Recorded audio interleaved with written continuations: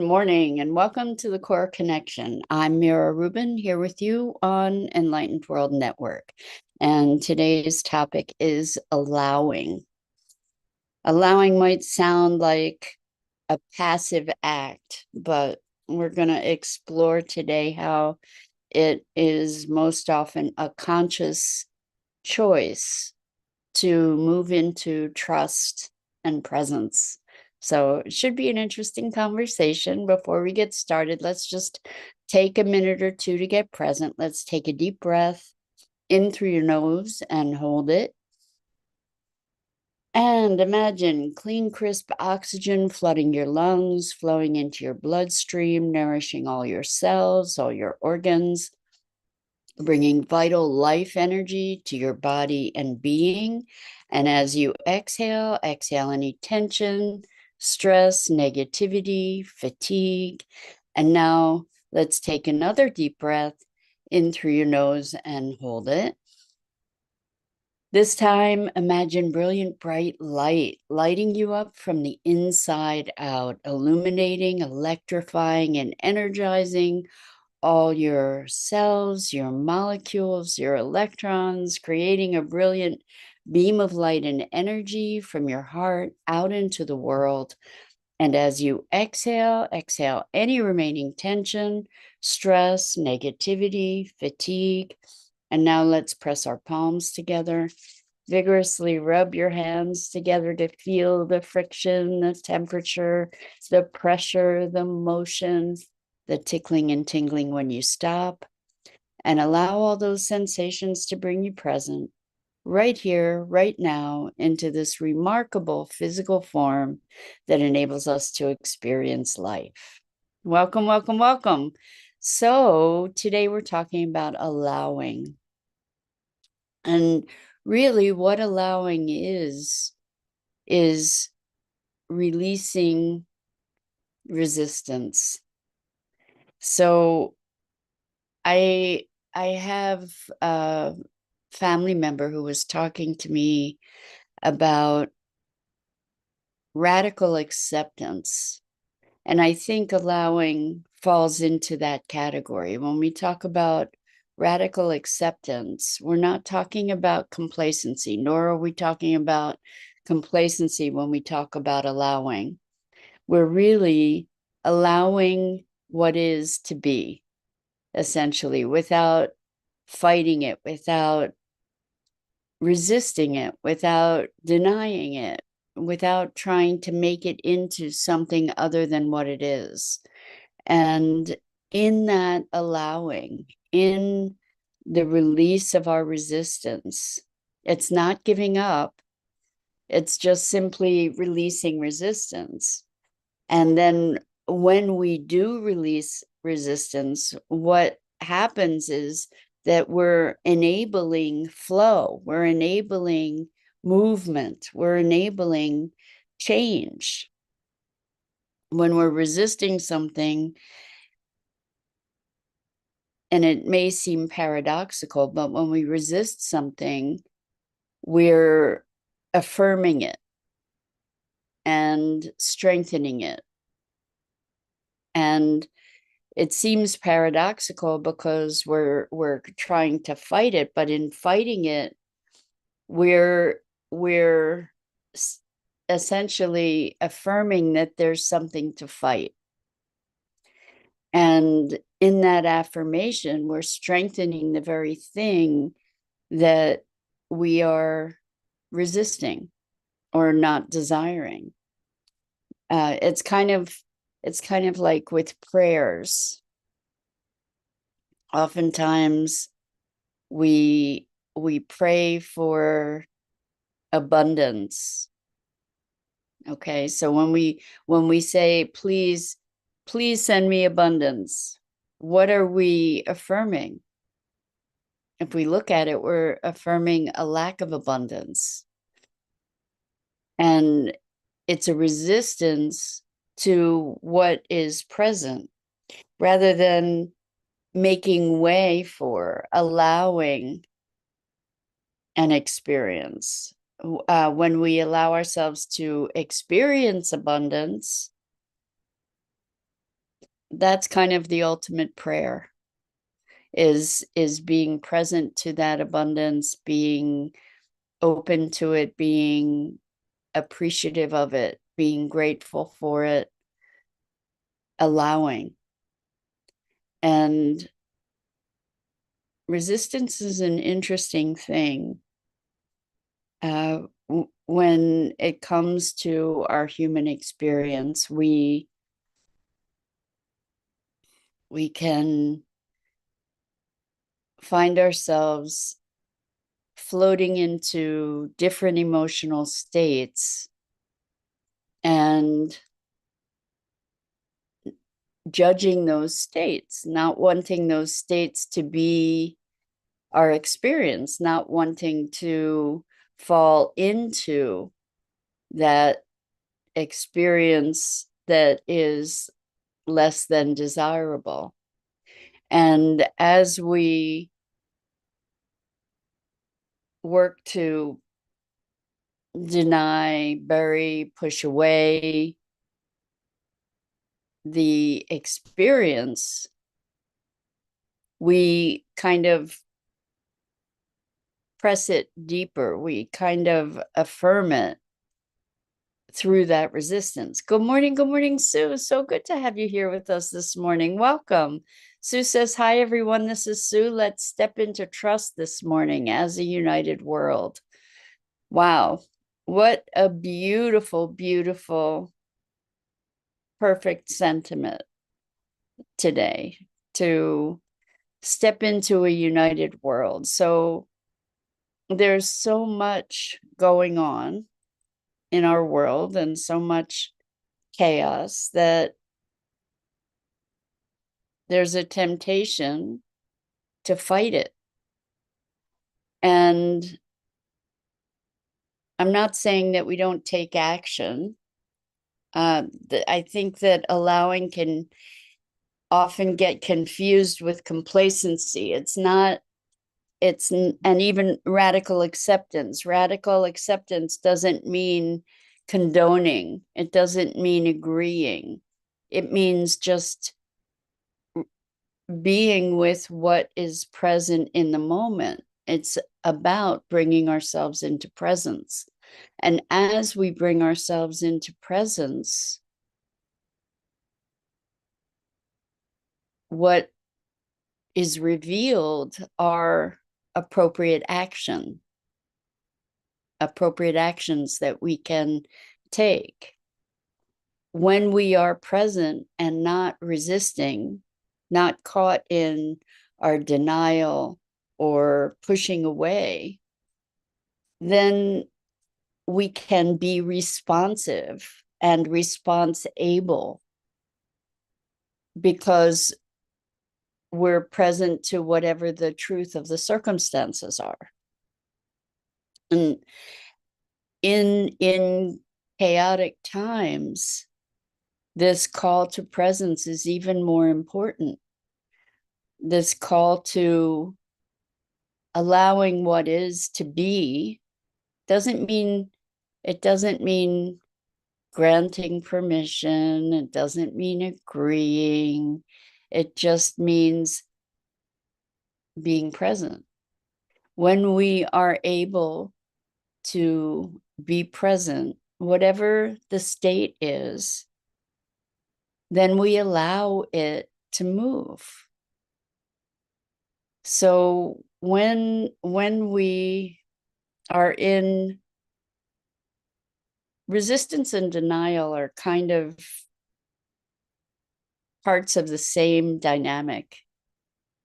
And when we refuse to see things as they are, how could we possibly respond to them appropriately or in a way that is empowered? We can't. We can't. So this topic actually came up from a couple different places, but I just recently read a book called Presence Activism, And it talked a lot about presence and what is presence and the importance of presence. It's something that we talk about here all the time, is that it's only when we're present that we have the ability to be truly responsive rather than reactive. And there was discussion about different levels of awareness of presence. There's the dual nature of presence, or of reality present to the duality of the world. And then there's sort of this is how they broke it down, a transcendence of that into non-duality. And then getting to a place of unity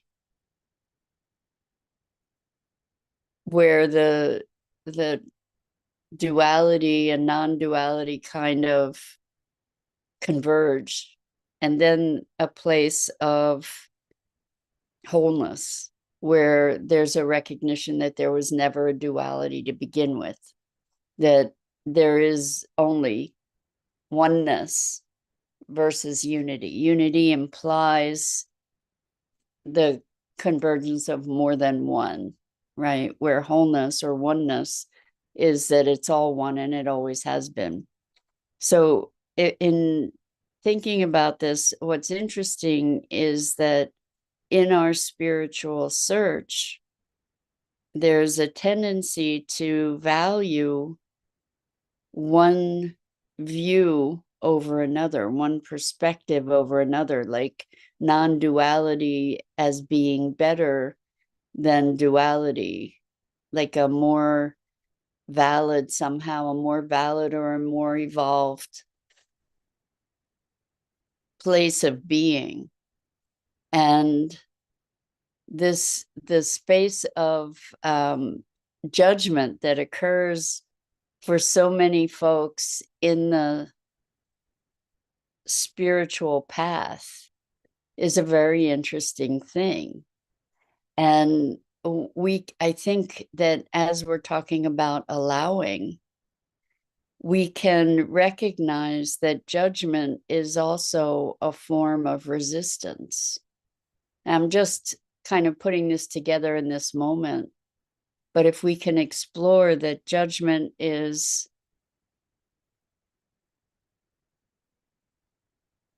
a way of saying that something should be, it's comparison, right? It's comparing something to another, or comparing something to an idea of how we believe things should be. You know, when we judge things as better or worse, it's coming from a resistance to the way things are, right?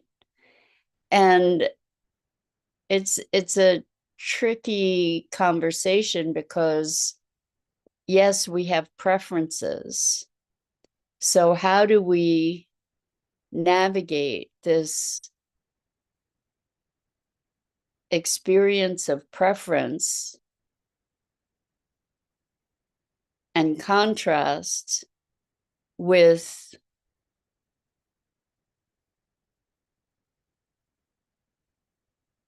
resistance and judgment, making things wrong? When we make things wrong,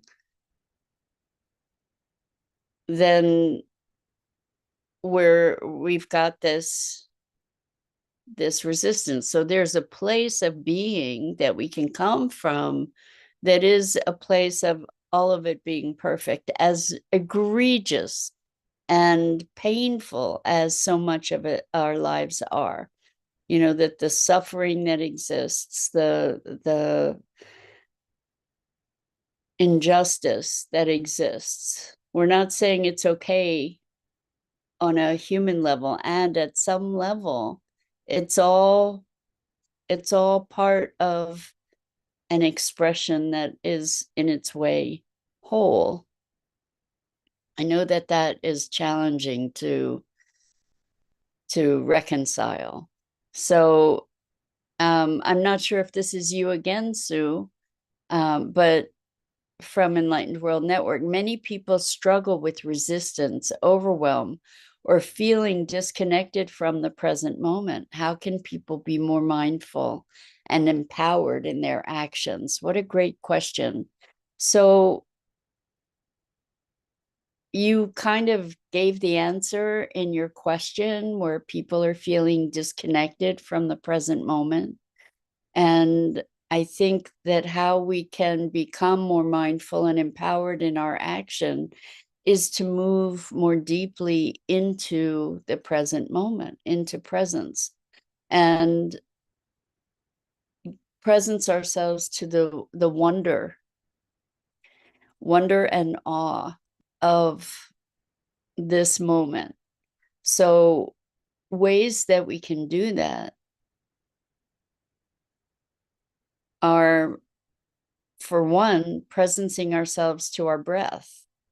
When we breathe more fully, we give ourselves, our physical bodies, an opportunity, and our minds oftentimes, an opportunity to relax and to slow down. Another way to become more present is through tactile sensation. So to touch something and put your attention into your fingertips, even if it's rubbing your fingertips together, to put your attention into the sensation and allow yourself to breathe into that sensation. It brings you present into this moment. And as we become present into this moment, and it takes a conscious and deliberate choice, but as we become present into this moment, a lot of the internal noise can fade away. And if it doesn't fade away, we can start, oftentimes, if we're presencing ourselves and putting our attention into sensation, we can recognize the pattern of the thought as something that we may be having, but it is not who we are. And my experience with resistance, overwhelm, being disconnected, resistance and overwhelm are a function of being disconnected in so many ways.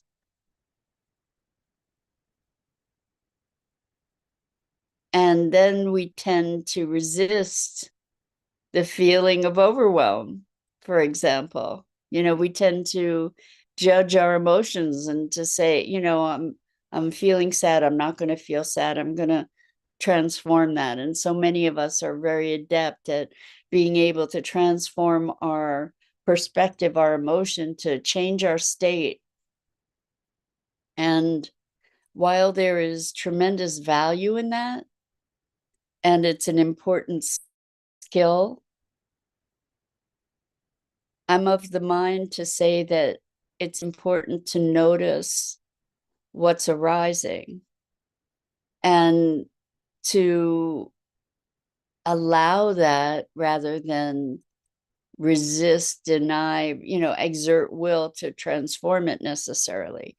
Because my experience is that when we allow ourselves to experience the experience, it dissolves. If we're feeling sad and we allow ourselves to feel whatever that experience is that we call sad, not by making up all the sad stories, noticing the stories, but not investing in them. When we notice the stories, it can expose something that is calling to be healed. Like, we have this human experience. What is it about? To me, as I'm deepening into this being human thing, it's very much about energy and freeing ourselves from the conditioned personality that we display in order to become more expressive of our essential being. And how that emergence comes about is that we have it. It was interesting because the author speaks about this a lot in the book of presence activism, is releasing the constructs of our personality, like the manufactured constructs, which are often a result of early trauma, early conditioning. And I think that there was a quote also from Robert Bly talking about how the first portion, and this is something I've found myself saying as well, the first portion of our lives is collecting and connecting all these traumas and programs and conditioning, and then the latter part of our lives is working to dissolve all of that, to release that. And the idea being that when all of that is released, or the more and more of those patterned responses and reactions and beliefs and programs are released, what emerges is more of ourselves, our essence, our essential being. And that's what we get to access in presence. And so many of us are on a spiritual path, are called to leave behind the illusion of the material. But the thing is, we're here in a material form. And what if all of it, what if we allow that instead of trying to deny it or pretend it's not part of who we are? What if we allow all the emotions? What if we allow the grief and the sadness and the overwhelm? What if we allow ourselves to observe and experience it? What happens is we recognize that we have feelings. We are not the feelings, or the feelings are not who we are. We have them, we experience them, we experience thoughts. We are not our thoughts. We behave in certain ways. We are not our behaviors. So there is a portion of us that is that, and a portion of us that is beyond that. And all of it exists. And all of it is part of this experience. And as we notice, like if we're overwhelmed, if we can say, you know what, I'm freaking overwhelmed, and then allow ourselves to feel into the overwhelm, what is likely to show up is anger, grief, exhaustion, frustration. And as you presence yourself to each of these emotions arising, those emotions are energetic frequencies in and of themselves. And as we allow ourselves to experience those frequencies, or experience the energy of that, without resisting it, without saying I should be feeling different, or what's wrong with me, or whatever that those conversations are that keep us mired, if we just allow ourselves to experience it without adding to the story, that's a really important part, without giving it intense meaning other than to say this is coming up to heal or to clear. What happens is that energy starts moving and it dissipates. And what started out as overwhelm then can move into maybe grief, or then can move into maybe anger, can move into frustration. And we want to name these things. And what's interesting is, I don't know if you have this experience, but I do have an experience where my sometimes I'm feeling some sort of rumbling, some sort of emotion, and I can't name it. And it makes it challenging to not be able to name it, but it calls us into deeper experience of the sensations of whatever that is. We want to make meaning about it. We want to say, well, why am I feeling that? Or what's wrong? We want to fix it. And what if there's nothing wrong? What if there's nothing wrong with any of it to have the experience we're experiencing? Because when we can settle into that place of there's nothing wrong, then our action becomes inspired. And I know it sounds paradoxical to say there's nothing wrong and yet to take action. But when we are in a place of allowing whatever is to be, then we become a